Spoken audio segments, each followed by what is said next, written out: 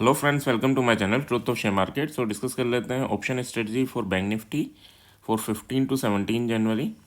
देखो, एचडीएफसी का रिजल्ट आने वाला है एंड एचडीएफसी का वेटेज अपने आप में ही काफ़ी बड़ा है इन बैंक निफ्टी, है ना। रिजल्ट कब आएगा? 16 को या तो दिन में आएगा या फिर 16 की शाम को आ जाएगा, ठीक है। एंड 16 को रिजल्ट आने के बाद क्या मार्केट किस वे में मूवमेंट करेगा? देखो, इन्फोसिस का रिजल्ट आया था, पूरा का पूरा आईटी सेक्टर की मैं बात करूं तो आईटी सेक्टर 6% ऊपर था, ठीक है। बैंकिंग सेक्टर में ऐसा नहीं होगा 6% ऊपर चला जाए, बट हाँ 1.5-2%, 3% इतना मूवमेंट हो जाता है जनरली। तो क्या ये मूवमेंट होगा, नहीं होगा?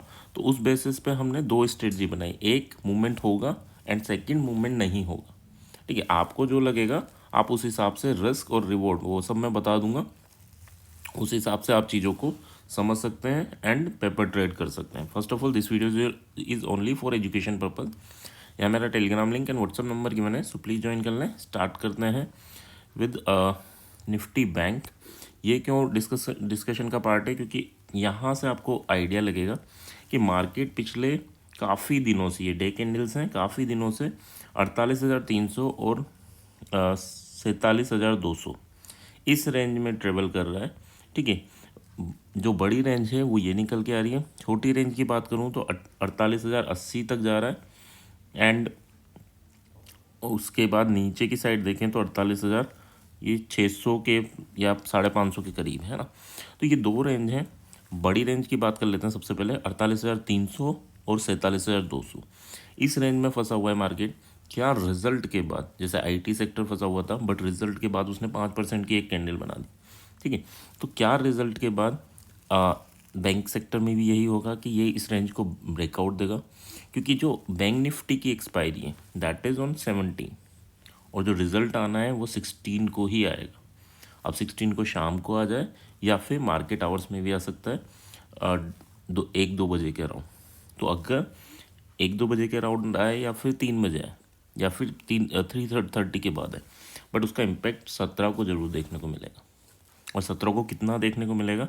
तो क्या वो इस रेंज को तोड़ पाएगा जिस रेंज में फंसा हुआ है, पॉजिटिव है या नेगेटिव है?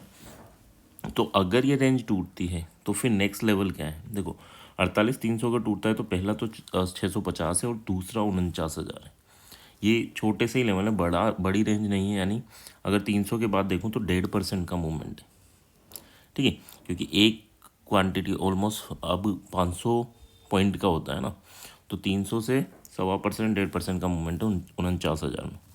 सिमिलर वे में 47,200 वाली रेंज टूटती है यानी नीचे टूटता है तो फिर आपके पास नेक्स्ट क्या 700 पॉइंट का मूवमेंट, यानी वही 1.3% का मूवमेंट।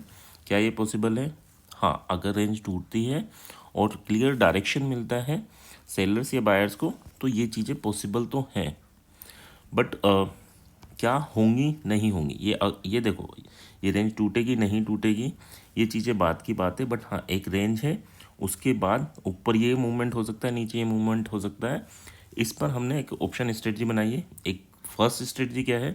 एक स्ट्रेटजी है कि टूटेगी रेंज और दूसरी स्ट्रेटजी है कि नहीं टूटेगी, मार्केट यहीं कंसोलिडेशन कर लेगा, ठीक है। और ये छोटी मोटी रेंज नहीं है जिसमें कंसोलिडेशन की बात हो रही है, काफ़ी बड़ी रेंज है, तो फिर मार्केट यहीं कंसोलिडेशन कर लेगा। तो दोनों स्ट्रेटजी को हम डिस्कस कर लेते हैं ताकि चीज़ें क्लियर है। तो पहली स्ट्रेटजी की यार रेंज टूटेगी, तो अगर इस रेंज में फंसता है तो छोटा सा लॉस होगा। कितना लॉस होगा? 2,000 रुपीज़ का लॉस होगा। एंड मार्जिन देखो कितना रिक्वायर्ड है, मार्जिन हमें ऑलमोस्ट 35,000 का रिक्वायर्ड है ना। तो 2,000 रुपये का लॉस होगा एंड मैक्सिमम प्रॉफिट आपका कितना होगा? So that is 8,000 rupees. 8,000 रुपये का बेनिफिट हो सकता है और 2,000 का लॉस हो सकता है। अब इस स्ट्रेटजी में करना क्या है? तो करने के लिए इसमें हमें कुछ बाय करना है, कुछ सेल करना है। क्या बाय करना है? वही रेंज का पार्ट 48,300 सी जो 85 रुपीज़ पे अभी है, बट अगर आप कल बनाते हैं या कल शाम को बनाते हैं तो ये आपको 55 के अराउंड मिल जाएगा, ठीक है। क्यों डिके होंगे चीज़ें। और 47,200 ये 90 का है, ये भी डिके हो जाएगा अगर मार्केट, क्योंकि अभी नहीं तोड़ेगा, है ना। तो ये भी डिके हो जाएगा आपको, तो ये भी कम पैसे का मिल जाएगा, ठीक है। बट हाँ, कहने का मतलब ये रेंज का जो एंड है उन चीज़ों को हम बाय कर रहे हैं कि यार ये रेंज टूटेगी और उसके बाद नेक्स्ट जहाँ तक जा सकता है ऊपर की साइड 49,000 जो हमारा टारगेट था इन चार्ट उसको सेल कर रहे हैं। नीचे की साइड 46,500 पी जो हमारा टारगेट था उसे सेल कर रहे हैं। इससे क्या हुआ, हमारा मैक्सिमम लॉस इस स्ट्रेटजी में मैक्सिमम लॉस कितना हो सकता है 2,000 रुपये, और मैक्सिमम बेनिफिट कितना हो सकता है तो 8,500 रुपये, यानी काफ़ी अच्छा बेनिफिट हो सकता है। 1:4 से भी ज़्यादा का आपका रिस्क टू रिवॉर्ड।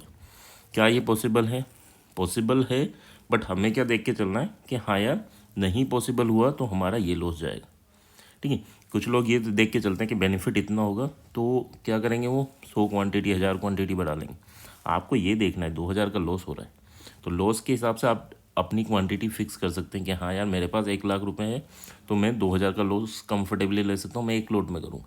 मार्केट तो कई मौके देगा तो एक लोट में करूँगा। किसी के पास 10 लाख है तो फिर वो 10 लोट कर सकता है। ठीक है, यानी उस हिसाब से इंक्रीज कर सकता है, बट लॉस फिक्स रखना है।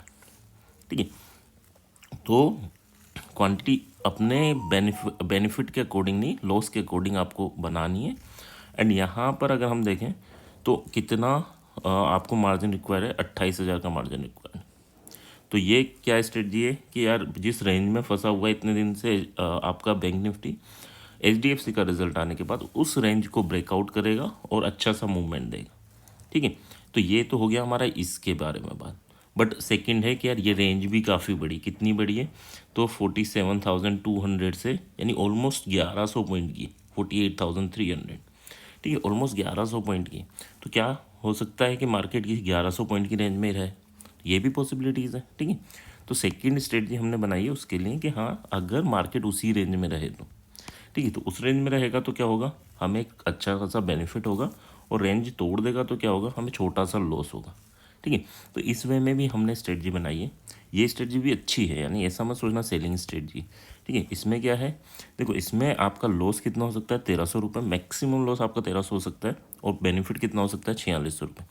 वही 1:3.5 इतना आपका बेनिफिट हो सकता है, तो अच्छा खासा रिस्क टू रिवॉर्ड है।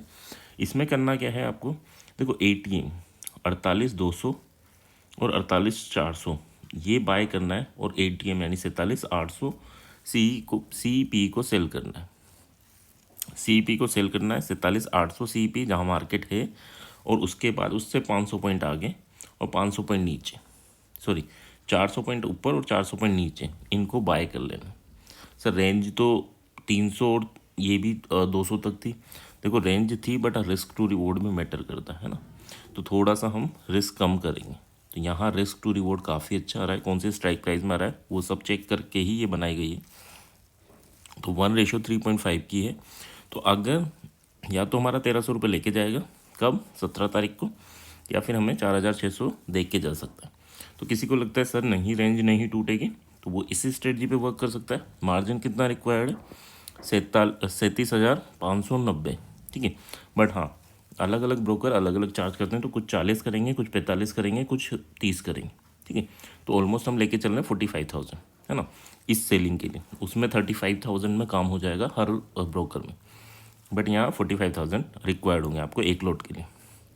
एक लोट में ही बेनिफिट 1,300 रुपये का लॉस या 4,500 रुपये का बेनिफिट। ठीक है, तो अच्छा खासा है आपके पास। तो ये या तो ये स्ट्रेटजी आप सोच सकते हैं, पेपर ट्रेड कर सकते हैं, या वो स्ट्रेटजी। अब आपका माइंड क्या है कि यार मार्केट रुकेगा नहीं रुकेगा, मेरा क्या है, तो मैं तो अपनी स्ट्रेटजी बना चुका हूँ ना। तो ये दोनों है, व्यू आपका रहेगा, स्ट्रेटजी बेस्ट जो पॉसिबल है उस व्यू के अकॉर्डिंग। देखो मार्केट में दो ही व्यू हैं, या तो तोड़ेगा या नहीं तोड़ेगा, तो जो बेस्ट स्ट्रेटजी है वो मैंने बता दी। बाकी if you like it please like and comment, ताकि मुझे क्लियर रहे कि आपको पसंद आ रही है नहीं आ रही है ना। और अगर आपको पसंद आ रही है तो इस टाइप की वीडियो मैं डेली बनाऊंगा कि कल मार्केट में कौन सी स्ट्रेटजी हम बेस्ट वे में परफॉर्म कर सकते हैं। ठीक है, आई होप यहाँ तक चीज़ें क्लियर होंगी, क्लियर हैं तो please like and comment. Thank you.